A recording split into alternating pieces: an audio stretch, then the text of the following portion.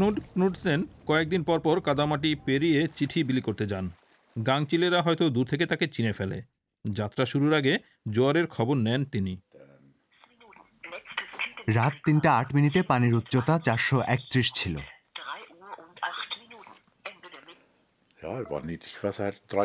রাতে ভাটা ছিল, এখন উচ্চতা 575, অনেক বেশি।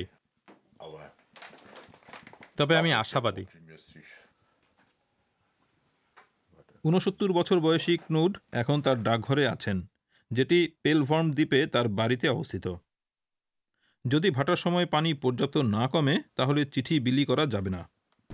বাইরে এখন যেমন পানি দেখা যাচ্ছে তেমন হলে চিঠি দেওয়া যাবে না। 6 ঘন্টা পর পানি কমে কাদামাটির দেখা পাওয়া গেল, তাই ক্নুড কাজ শুরু করেছেন।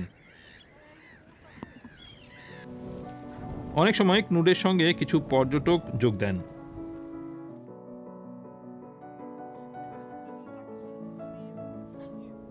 পর্যটকেরা প্রথমে দূরে তাকিয়ে নিজেকে প্রশ্ন করেন, আমরা কোথায় যাচ্ছি?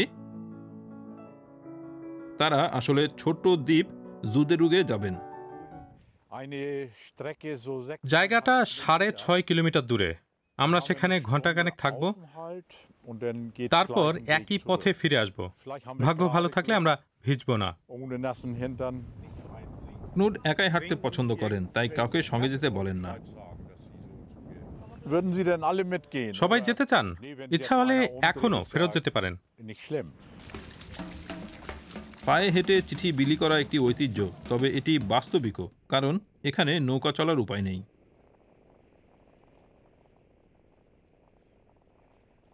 পানি কাদার মধ্যে হেঁটে পর্যটকেরা সামনে এগিয়ে চলেছেন। প্রায় 10,000 জাতের গাছ ও প্রাণীর আবাসস্থল হচ্ছে এই কাদা। এসব উদ্ভিদ ও প্রাণী ক্নুডের বেশ পছন্দ, তাই 25 বছর আগে তখনকার চিঠিবাহক অসুস্থ হয়ে যাওয়ার পর যখন এই চাকরির সুযোগ তৈরি হয়েছিল তখন খুশি মনেই সেটি শুরু করেছিলেন ক্নুড।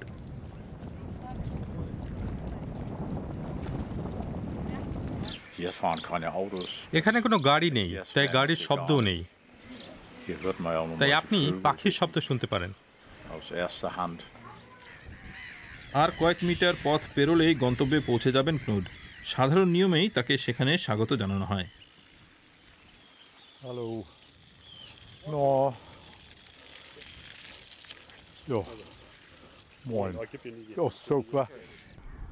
এই খামার বাড়িটি দ্বীপের একমাত্র ভবন।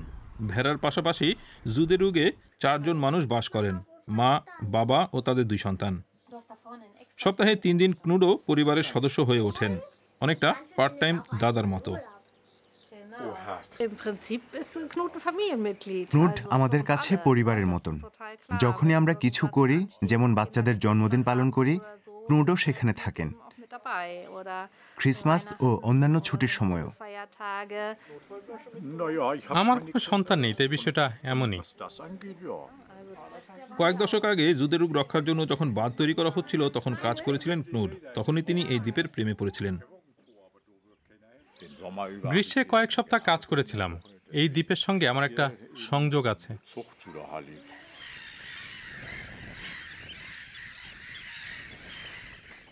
বাতাসের বেগ বেড়েছে, মেঘও জমা হওয়া শুরু করেছে, তাই এখন ফেরার পালা। কাদার মধ্যে আবার 6.5 কিলোমিটার হাঁটতে হবে।